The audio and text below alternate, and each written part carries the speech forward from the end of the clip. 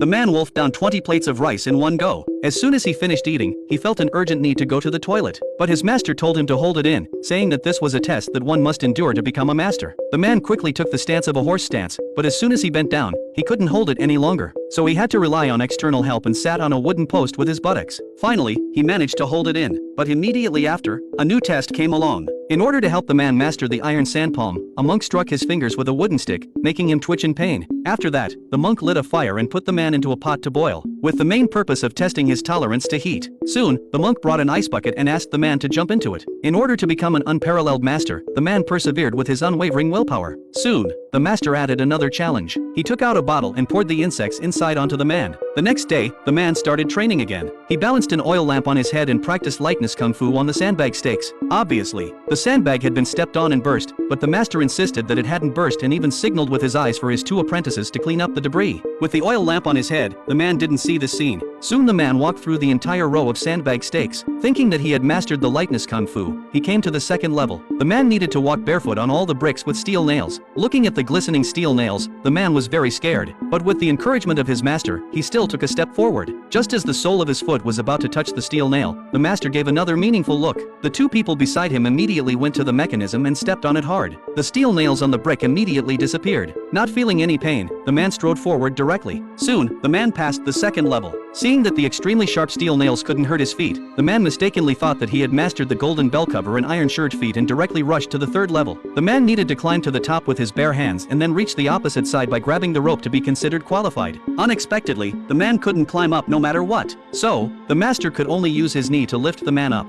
The man walked carefully on the wooden beam. Although the master had been deliberately making it easier, the man almost fell down. Fortunately, the master had prepared a silk ribbon for him in advance, so the man passed this level without any real danger. And then came the final level. The man needed to circle around the water tank 10,000 times, but after walking less than 2 circles, due to unstable footing, the man accidentally took down a wasp nest. Scared, he immediately threw the wasp nest to his master. With the help of the wasps, the master was successfully stung into a pig's head appearance. In order to get revenge on the man, the master deliberately said that he had already mastered his martial arts and ordered him to go down the mountain and make a name for himself in the martial arts world.